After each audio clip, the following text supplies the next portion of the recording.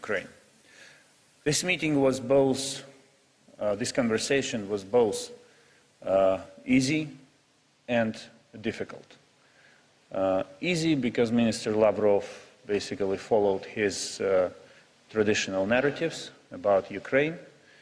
Difficult because I did my best to at least find a diplomatic solution to the humanitarian tragedy unfolding in on the battleground and in the besieged cities. The most tragic situation is currently now in the city of Mariupol, on the Sea of Azov. The city is being bombarded from the air. It's being hit by artillery fire. And I came here with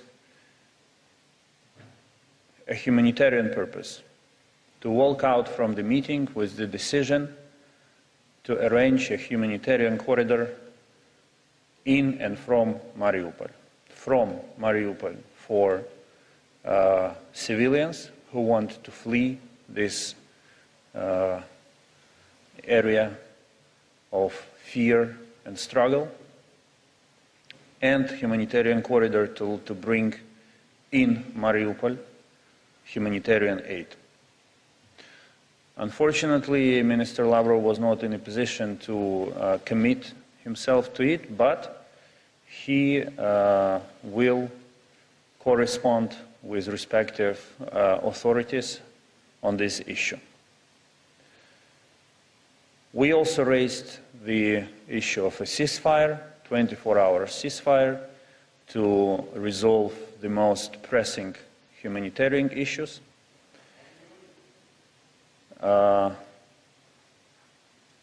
We did not make progress on this since it seems that there are other decision makers for this matter in Russia.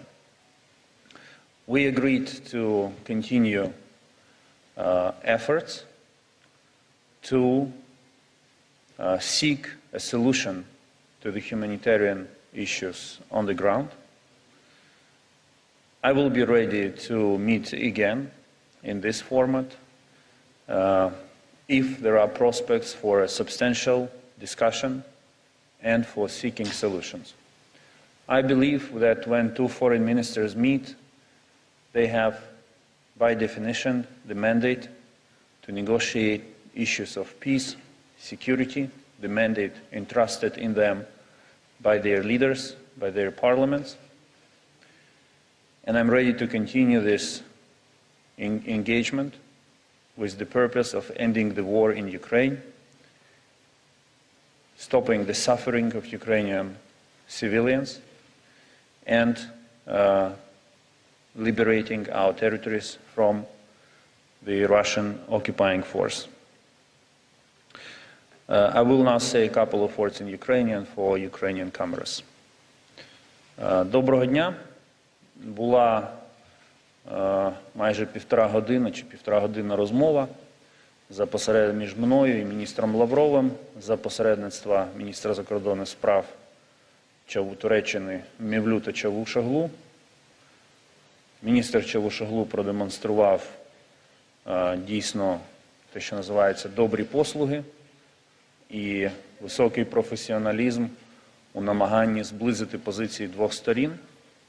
Я приїхав на ці переговори з двома задачами. Перше – це організувати гуманітарний коридор з та до Маріуполя. Це найбільш зараз важке місто з точки зору гуманітарного становища. І друге – це домовитися про принаймні 24-годинне перемир'я для вирішення усіх нагальних потреб людей, які захоплені війною. Щодо першого питання, я щиро сподіваюся, що міністр Лавров проведе комунікацію з тими в Росії, хто ухвалює такі рішення, і гуманітарний коридор все-таки запрацює. Я зберігаю надію, що Російська Федерація суто з людських міркувань, з людського співчуття до тих, хто страждає від їхніх куль, від їхніх бомб в Маріуполі, в тому числі немовлят, тисячі з яких перебувають зараз на грані смерті через відсутність необхідних медикаментів, то хоча б з цих міркувань вони дозволять функціонування гуманітарного коридору з Маріуполя, так само, як гуманітарні коридори, які працюють, наприклад, з напрямку Сум до Полтави.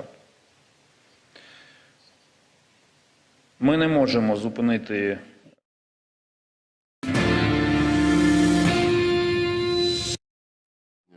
встречу с министром иностранных дел Турции господином Мевлютом Чавушоглу, а затем состоялась трехсторонняя беседа с участием... First with Mr. Mevlut Çavuşoğlu, and then we had a trilateral meeting. Mr. Dmytro Kuleba, the Ukrainian foreign minister, attended that meeting as well. This meeting was done with the proposal of the Turkish side, and especially the president of Turkey, Mr. Erdogan, had a phone call with Mr. Putin, and this decision was made at that phone call. Of course, we are always for dialogue, and we are supporting every possible intervention for the solution. And the thing that I want to say is that at the end of these talks, we need to have an added value, and especially for from the side of my Ukrainian counterparts, and they always do that, by the way. There is no real negotiation was offered by them, and at the end of the talks that we held today, we realized that there is nothing that can replace negotiations, and in general, with the initiative of our Turkish friends, we talked about humanitarian issues, and we also talked about what kind of military measures should be taken to prevent harming civilians, because civilians are being used by the voluntary troops, and there are defense forces, and the civilians are being used as a shield, as a human shield. And these things are very well known, and the Russian Ministry of Defense, a couple times a day, the Ministry of Defense is having declarations on that issue, and at the same time, the Russian side has proposals of opening humanitarian corridor, and our proposal is still on the table, by the way, and the routes of these corridors are to be identified by those in control. So the safest and most effective routes should be selected to facilitate the evacuation of civilians. Alongside that, we wanted to remind our counterparts that in the last negotiations held in Belarus, the Russian side expressed its opinions in a detailed manner, and the Ukrainian side, as a result of the contacts made in Kiev, they are going to respond to us in the shortest possible time. Because the negotiations in Belarus, we want significant results come out of that. So we don't want to keep them limited to just declarations. So Ukrainian crisis should be brought into a solution altogether. This is our position. This is what we want. The interests of all the parties should be taken into account, and we should also consider the demands of European countries as well for the solution. The first channel from Russia, channel number 1.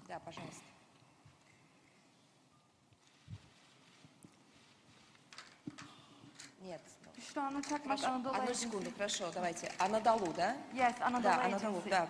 В турецкой стороне, пожалуйста. Just a second, Anadolu Agency Sayın Bakan, from Turkish savaşın side. şu an Rusya için ortaya Mr. çıkan Minister, maliyetleri tam olarak hesapladığınız gibi Just mi? a second. Have you been able to...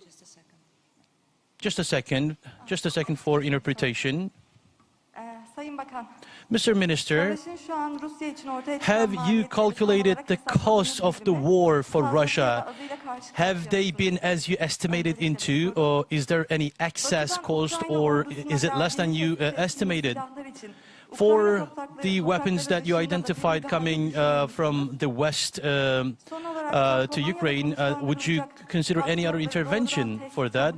And are you going to consider the Patriots deployed that are to be deployed in Poland as a threat and is a military option on the table? Thank you.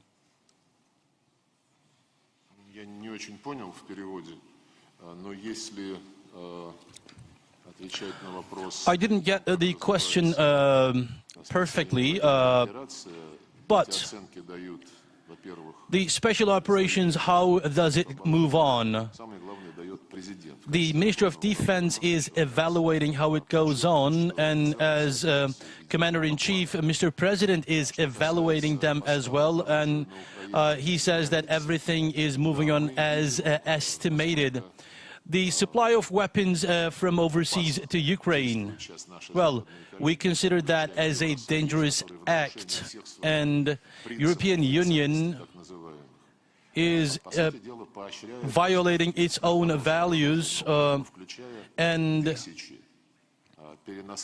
they are basically incentivizing the transfer of deadly weapons into Ukraine. Thousands of rocket launchers have been transferred into country. Well, they can be carried anywhere on the shoulders, and the terrorists can use them as a threat to civilian aviation as well.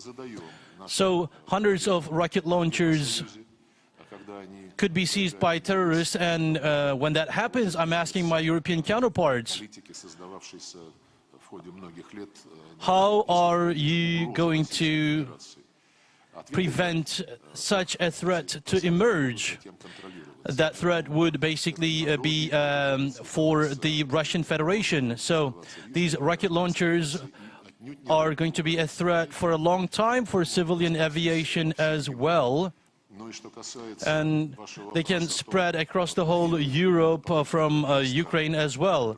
And coming back to your question, we're not going to attack any other country. We did not attack Ukraine either. We explained this multiple times that the specific situation emerged that was a direct threat to the security of Russian Federation.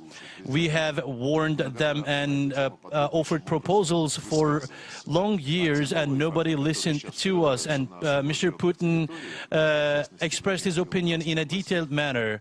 So in this liberated zone, we are seeing that these attacks are being conducted in a planned manner to these people's republics, and it indicates that they have been planned for a long time.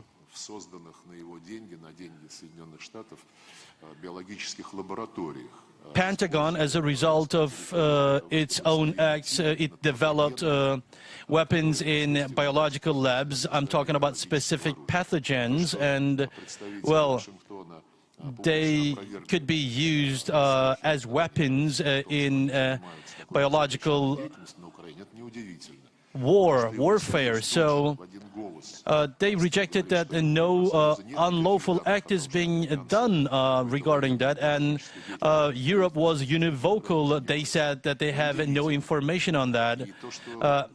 So I think Americans are, they said, the Europeans say that they had no information regarding American efforts to create bioweapons, and UN authorities was in line with that. And this does not surprise us, because the Americans are doing that in deep secrecy. And in post-Soviet places, they also have bioweapon labs close to the borders of China and Russian Federation. So prohibition of toxic weapons. This is a subject to an agreement. Any activity on that should be reported, and if they conduct any other activity outside their own soil, they have to report that. So those who send weapons to Ukraine, they should know that they're going to be responsible for what they are doing. And those who promote paid soldiers are going to be responsible for that as well. You know, there are extremist organizations as well. CNBC now, please. Thank you so much for taking my question. My name is Hadley Gamble. I'm with CNBC News. Your Excellency, Russia has used Your Excellency, a lot of different words to justify the invasion of Ukraine. You've said that it's for the Ukrainian people, but how can you possibly justify the bombing of a maternity ward and a children's hospital? different ways were used to justify attack on Ukraine, but attack on civilian targets and pediatric hospitals, how would you justify and explain them? And for the people of Russia, worse than we've seen the Russian economy since 1917 and the Bolshevik Revolution. How do you justify it to the people at home? Russia has billions of dollars of debt, and it is not perhaps going to be Thank you, sir. it's not going to be in a position to pay for that. Thank you very much. Coming to the issue of hospital, you know, there are a lot of claims on the monstrosity of a monstrosity coming from the Russian side, but in the United Nations Security Council meeting, there were claims that this maternity house was actually obtained from the Azov battalions, and they had actually kicked out the nurses and the other hospital employees, and these things were presented in the UN Security Council, and this is basically an example of a public manipulation. I think it is it's you who should explain that. I saw some titles on the media, certain emotional perspectives are being presented, but in every case, some objective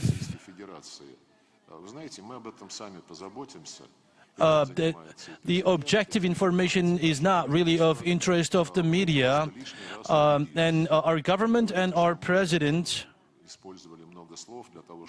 is working on these issues, and we have said many things, and you say that we have said many things to justify the attack on Ukraine. Ukraine being transformed into an anti-Russian state. What do you have to say on that?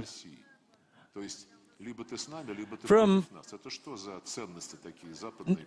the people of Ukraine, they should speak for themselves, whether they are pro-Russia or pro-West. And was it humanitarian to ask for that in the elections?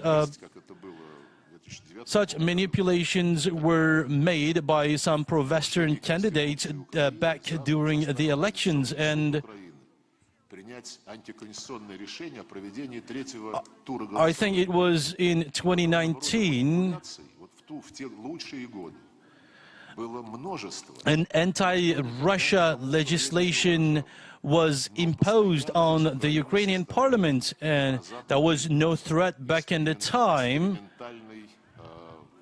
But all the time, Ukraine is basically being turned into an anti-Russian instrument. Efforts are being spent to this end. When NATO is involved with claiming that Ukraine must be fully independent, Well, there were claims that the Ukrainian territories were going to be used to deploy weapons of NATO, and in the Ukrainian territories, when biological labs are disclosed, in these labs, anti-humanitarian activities were being conducted. And when that happens, we want to address the hearts and minds of our NATO counterparts. And they said that we can talk back in the time, and they said the NATO membership should not be a matter of negotiation. The Ukrainian side is to decide on that. So this is an issue that pertains to our interest and security, and how can issues like that be determined by NATO? And our activities in Ukraine, well, we're not trying to justify them. Our objectives have been disclosed very clearly, and we want to pretend weaponizing and militarizing of Ukraine, and we don't want a neo-Nazi government being established in Ukraine. And this neo-Nazi government, with certain fascistic troops that it creates,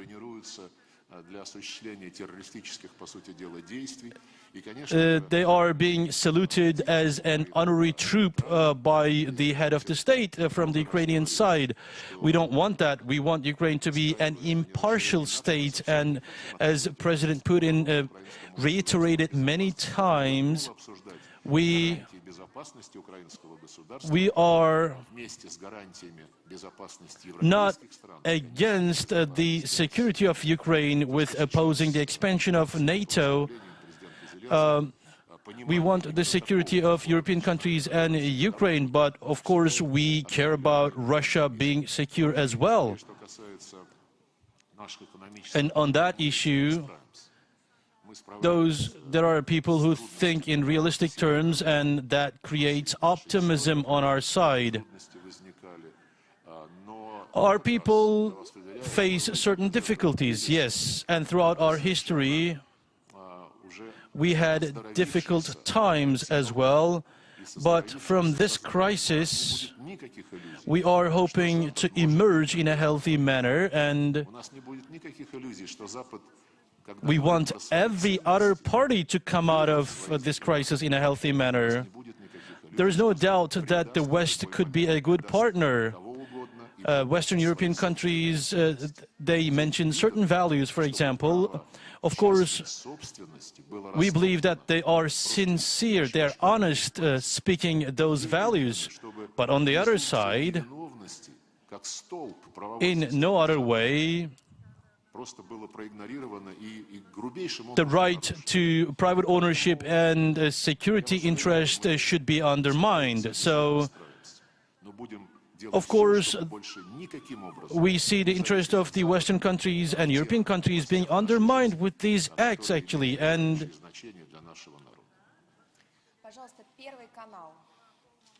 so we wish that we will never be depending on Western countries. Channel 1, please. Микрофон, пожалуйста. Сергей Викторович, добрый день. Первый канал Константин Панюшкин. Хочу вам процитировать одно из последних заявлений. I'm asking from Channel 1. Переговоров сегодняшних. Замглавы офиса президента говорит. Last explanations were made about the meetings today, diplomatic negotiations that were held today. At the presidential level, they said that the results could be obtained at the presidential level meeting. Do you see that realistic now? Everyone knows that Mr. Putin never backed down from negotiations and dialogue. We want these negotiations, of course, not for the sake of negotiations. We want to obtain concrete results. And with Mr. Kuleba, we had a meeting today, and we touched upon the issue that you mentioned, and I reminded him that it is possible to have a dialogue that we gather together if there is an added value to be created. And Ukrainian government, especially after the revolution, they want to have a negotiation for the sake of negotiation. They don't want to have a concrete result. So they speak just in front of the cameras. The Minsk agreement was violated by Kiev in a very rough manner, by the way. They want to have meetings over and over, and we reminded them that in 2019 the negotiations in Normandy format was suggested, but Kiev undertook no promises, and they started calling for repetitive negotiations, and they say the Paris decisions to be implemented. If we're not going to implement the decisions that we make, why would we have negotiations? Negotiations are held to solve the issues, and they propose Normandy format, and an expanded format was suggested to involve Poland and Turkey as well. Parallel contact groups were suggested. The French and German were offered to be involved as well. These are the suggestions of Kiev side, by the way. This can be explained in a simple manner. They want to be able to avoid their own liabilities with the help of the external side.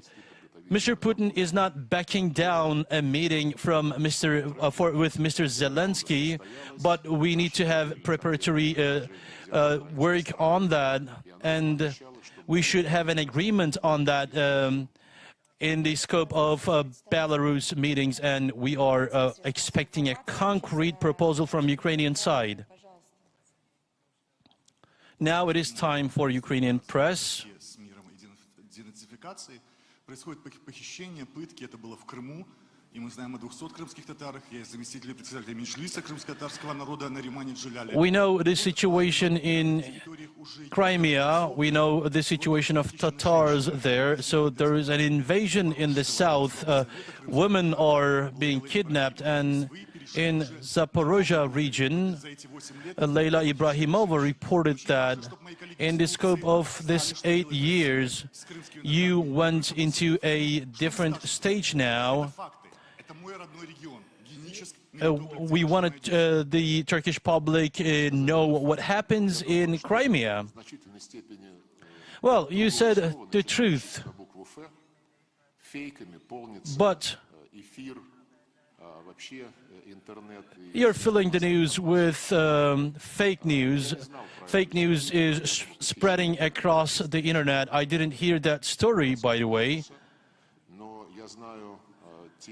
You mentioned kidnapping of a deputy, a parliament member. I didn't know that, and I don't know that, but they say Shevchenko disappeared. I don't know if she's found or not. And there was Kiriev in the first meetings, and they said he was killed, and then he was accused of high treason, and he was executed, they say. And then there was a rumor that it was a matter of internal discussion, so internal conflict. So when we look into stories like that, we find a lot of things. But you know what? When you just take a fragment, which could be an imaginary thing, by the way, if you take this and use it to create an anti-Russian environment in Turkey, this would not really fit our efforts of significant negotiations. It would violate the atmosphere of significant negotiations if you can express the name and last name I can look into it, so I didn't hear something like that. I know the case of Shevchenko, she did not get lost in Zaporozhye, she got lost in Kiev. If you allow me, I'd like to give opportunity to ask questions. Yes, there was a video footage in your home country, and you can basically spread this in your home country as you wish.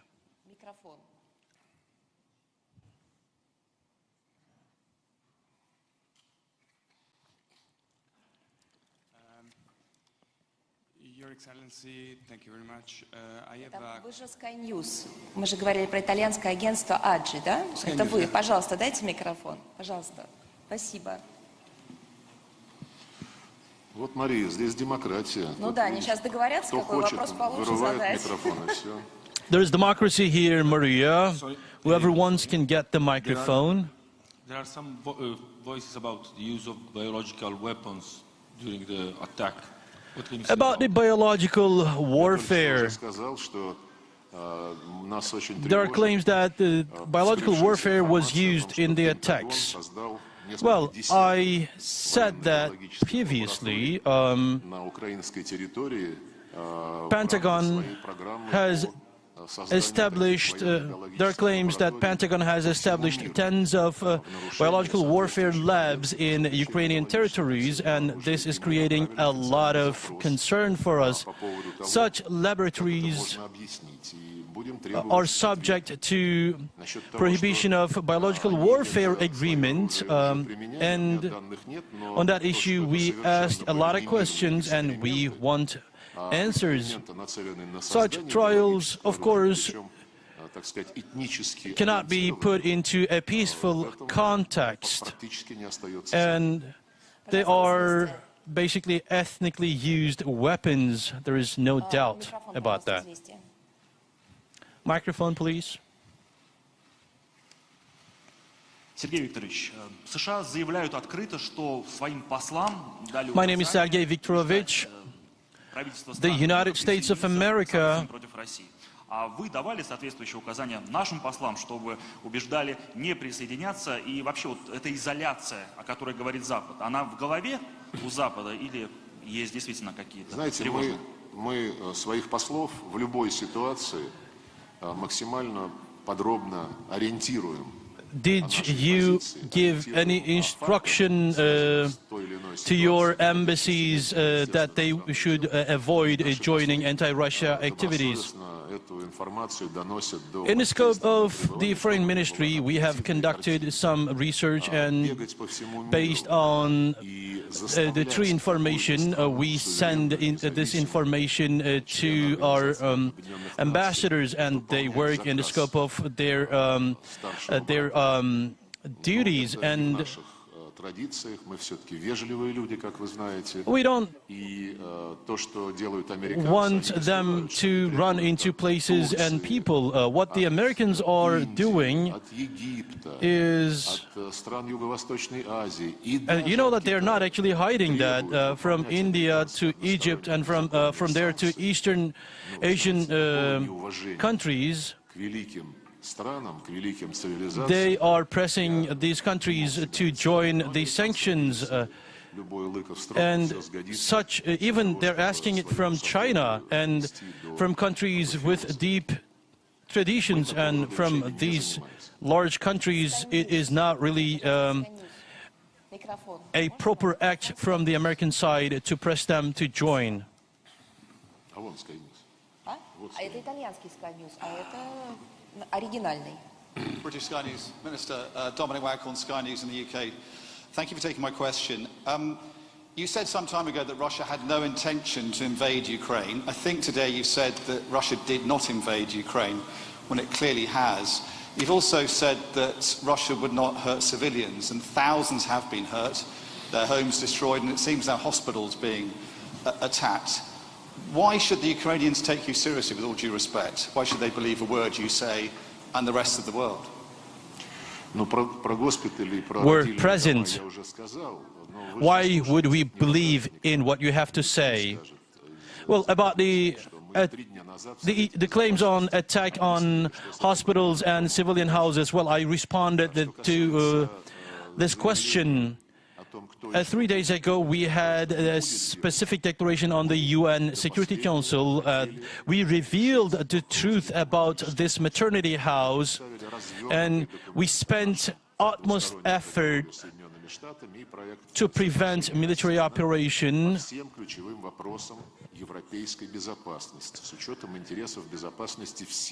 We informed the United Nations and we conveyed our demands in written to the United States, and we want to provide the security for all the countries, including Ukraine, and we basically said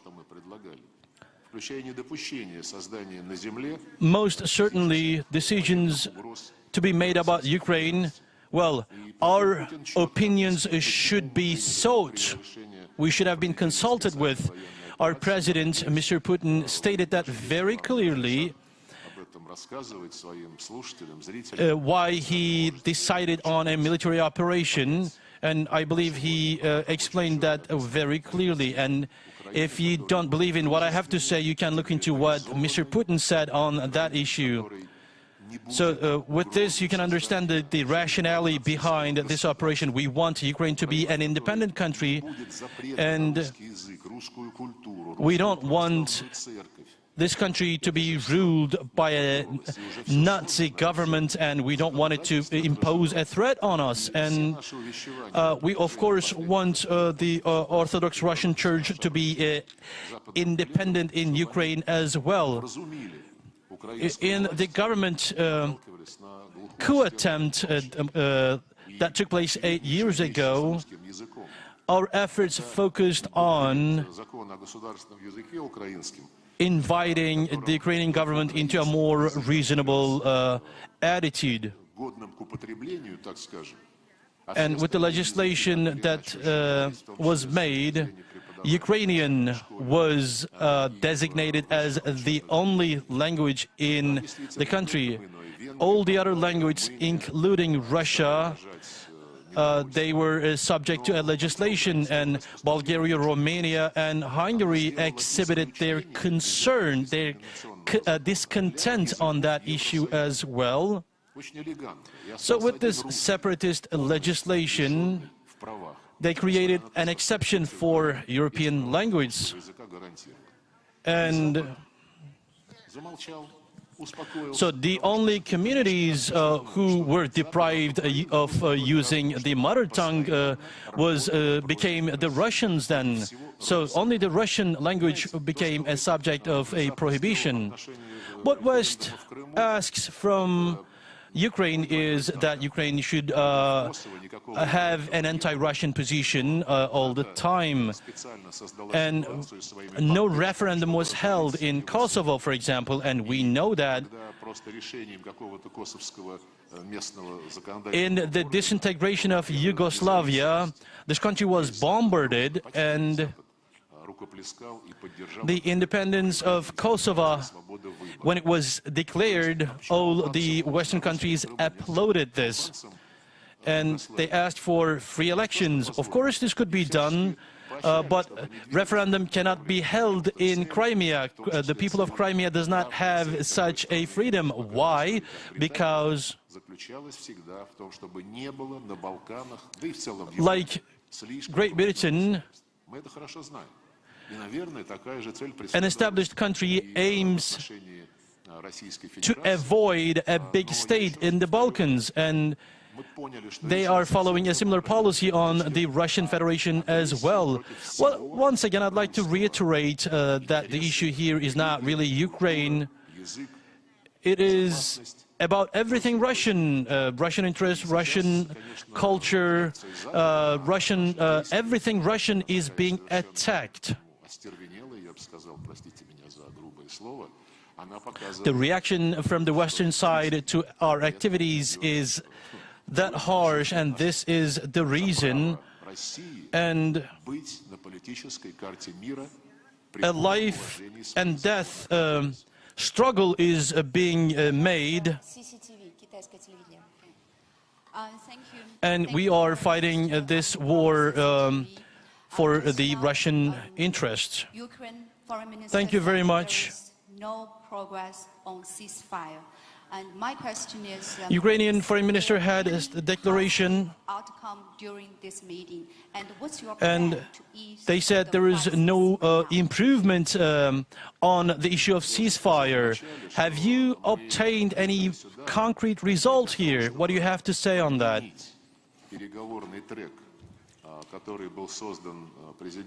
We did not come here to change the trajectory of negotiations. A process started in Belarus. All the issues are being handled there, and it was very clearly stated in Belarus what should be done to end this crisis. You know, it is basically demilitarization of Ukraine and securing an impartial status for Ukraine. And on these issues, we are still negotiating, and we said to our counterparts and colleagues that we are not opening a parallel line of negotiation here. Ukrainian side wants that, but for the reasons that I stipulated, they want to have a method like that, and they're demanding to establish new formats, and they want to bring this up on the news. But the negotiation that we had today indicated that Mr. Kuleba said that there was no agreement on the ceasefire. Well, we did not have any such objective here. The suggestions, the proposals that we had put on the table today were already known by the Ukrainian side, and we put them to the fore before. So ceasefire and humanitarian corridor are being talked about, and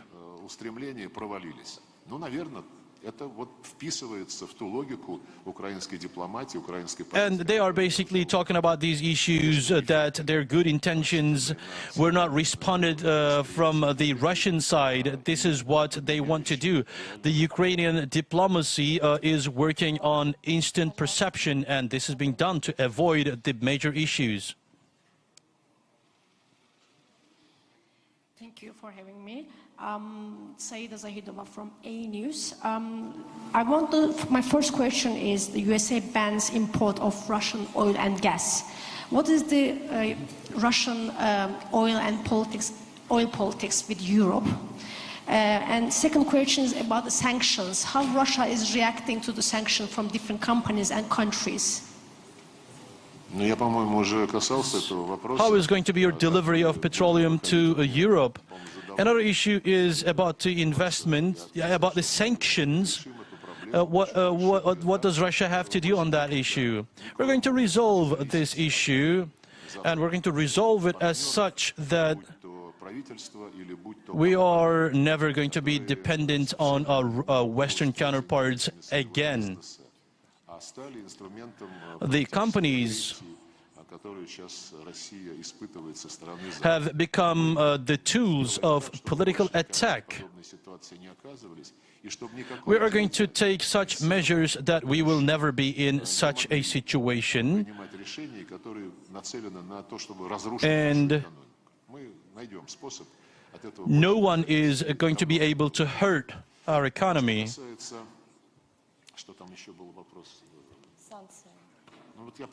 One more question was asked. Yes, about the sanctions. Yes, the issue on petroleum and gas from Russia to the United States. Well, all these issues, we're leaving all these issues to the conscience of our Western counterpart. We have never used petroleum and gas as a weapon. I think it was in the year 2010 when the first crisis emerged.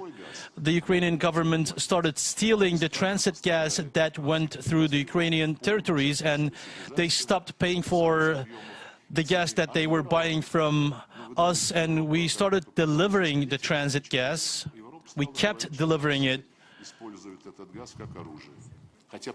Did Europe guide the Ukrainians in the right directions back in the time? No. They knew what was happening back in the time, and all the things about Ukraine is being measured with a single criteria. How can we hurt Russia? How can we inflict damage on Russia through Ukraine? This is the whole idea, and Europe is having declarations, and they're talking about European values, and they speak what they have to say, and they say they're going to get petroleum and gas, otherwise they're going to be cold in this weather.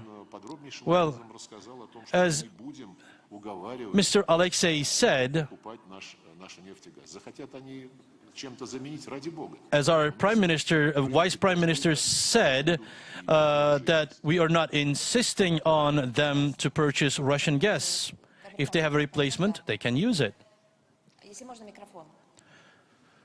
There's an American Hello, thank you for correspondent here. I'm Elvan Kıvılcım from Wall Street Journal. My question is, does Russia have any red lines in terms of military aid? Where would you draw a line before taking military action? Red line of Russia on military aid. What is the red line that you prepared for the Western? Against countries who are sending military aid. Do you have a red line? For instance, many countries are sending military aid to Ukraine. Do you have a red line with regard to military aid before you take action? Я уже отвечал на вопрос о том, собираемся ли мы каким-то образом реагировать на то, что делают страны, вооружающие Украину. Мы считаем, что about the countries that are weaponizing Ukraine, well, we believe that they are creating a huge threat for themselves, because there are Stinger missiles, there are rocket launchers, and they are going to be a threat to them as well in time. So Ukrainian government is receiving and distributing these weapons without any registry. And this is a significant issue. We didn't say that we have a plan against NATO countries. As Lisa Truss said,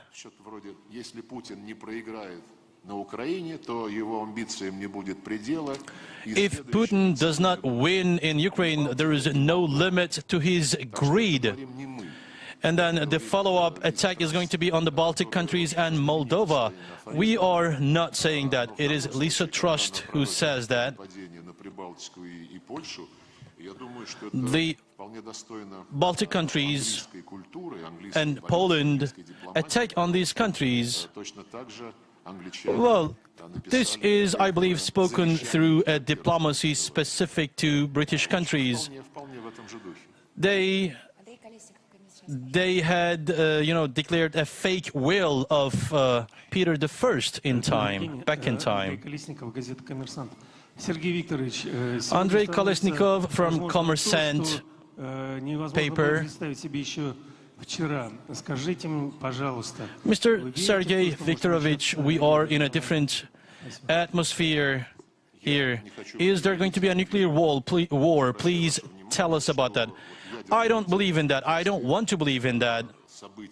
The issue of nuclear weapons,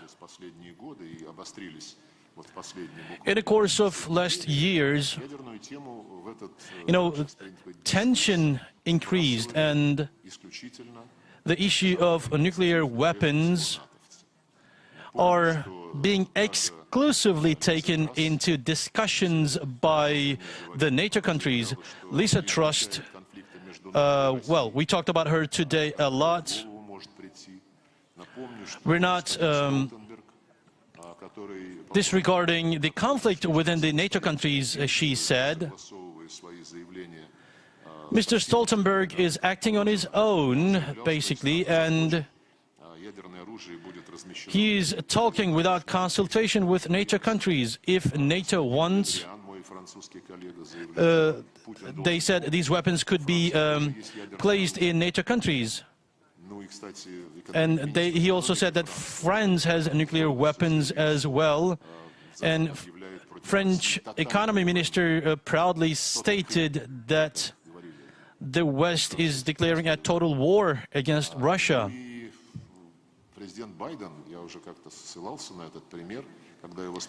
And President Biden, when asked about that,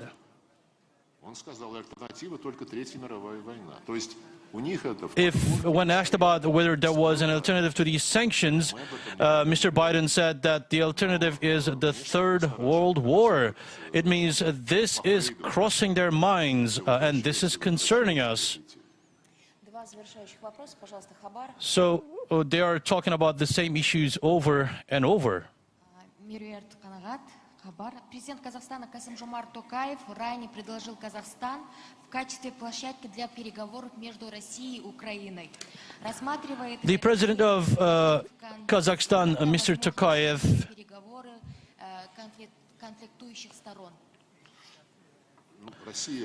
He mentioned that conflicting parties could meet elsewhere, and I said at the beginning of my meeting, to the countries that invite us, to the countries that propose the venues for these talks, well, we appreciate these efforts from these countries. There is a huge crisis that we have, and a lot of people are spending effort into the solution of that, and we appreciate and we're grateful for the solution effort, and we want these efforts to be balanced. What matters the most here is that we believe in these suggestions.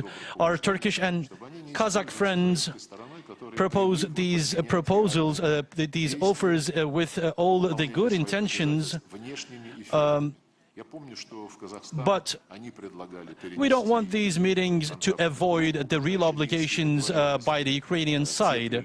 So Kazakhstan said that the contact groups countries could be used for these negotiations, and Turkey was suggested for these meetings, and there is a demand for that.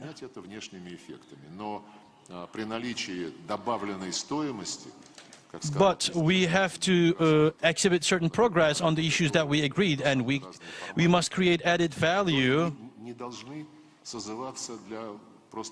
We can negotiate in every format. These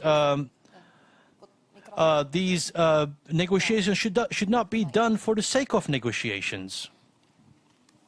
Foreign Minister James Landale, BBC News. Foreign Minister, is Russia really serious about seeking a negotiated solution to this crisis? Seeking? A negotiated solution to this war? Да, мы вполне серьезно. Second, have you made, if so, what did you bring to the table today? What progress, if any, did you make?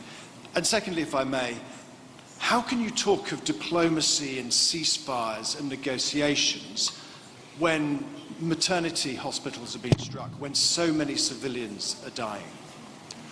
Ну вот видите, when can we have ceasefire? And there are attacks on civilians, and civilian people are losing lives. I'm telling it for the third time.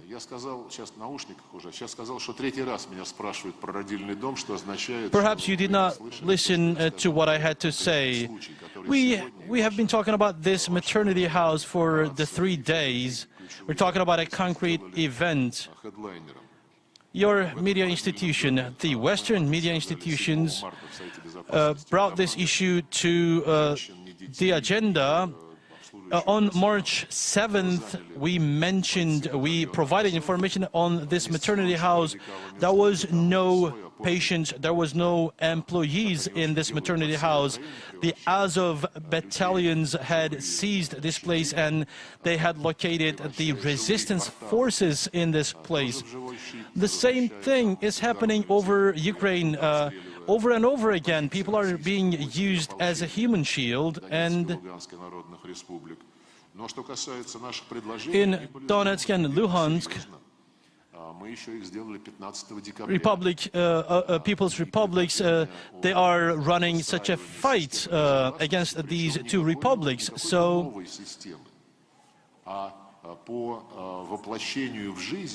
we want to have a security system, and we're not talking about a new security system. Previously, we had high-level agreements on these issues. In 1999, there was an agreement in Istanbul, and in 2010, there was an agreement in Astana. And we want these agreements to be implemented.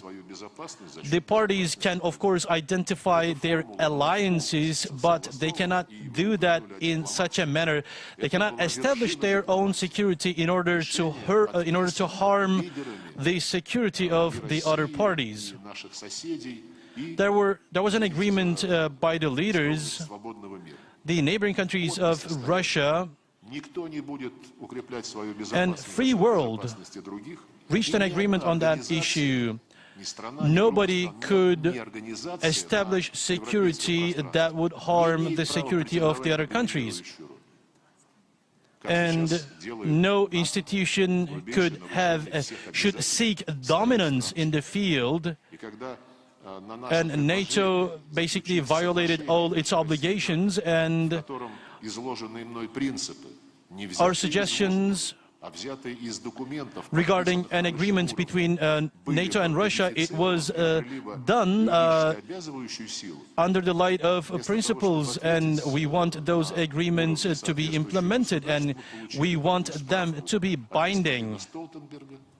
And Mr. Stoltenberg responded, and Mr. Borrell responded with a half-page letter.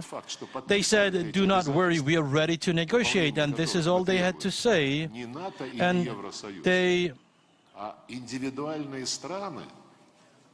we want the implementation of these agreements, European Union, the UK, and all the countries of the West. They must implement their obligations, and they basically entrusted Mr. Secretary General with authority, and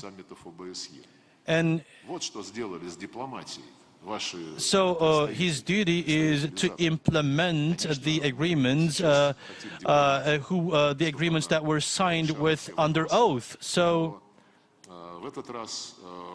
they say that every issue should be solved through diplomacy. Yes, we said that in a very clear manner, that Ukraine must be demilitarized.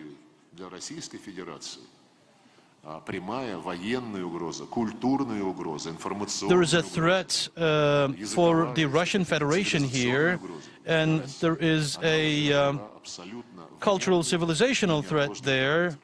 There is every other kind of threat, and this is a very concrete and undelayable situation now. We want to run these negotiations in an honest manner. If it was like that, we would have agreed on a solution now. But we cannot really honest counterparts. There were some interventions, and I hope the Western leaders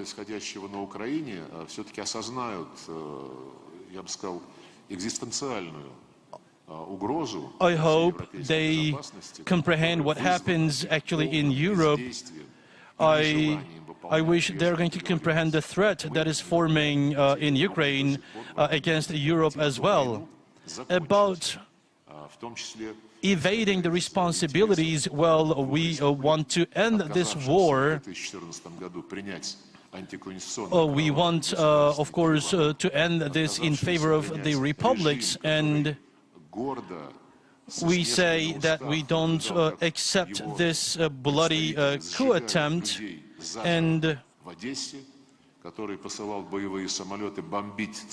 they watched people being burned alive in Ukraine. They bombarded Luhansk with planes, and the places that civilians live, you know, the kindergarten schools, these places were bombarded, and our correspondents on this issue, they showed what was really happening in the field, risking their lives. And for 7 years, the Western press, Western media did not reach out to the field to see what was really happening. And about 70 or 80% of the news exhibit the resistance forces there. And the BBC reporters had conducted objective interviews as well back in the time, but the sabotages against Minsk and the lack of implementation on the resolutions of the Security Council and lack of implementation on important documents, well, these issues never came up in the agenda. And we see from what is happening today that if you analyze how you did all these things, you know, there could be a documentary work exhibiting the situation of freedom of press. Thank you very much, dear colleagues, and with this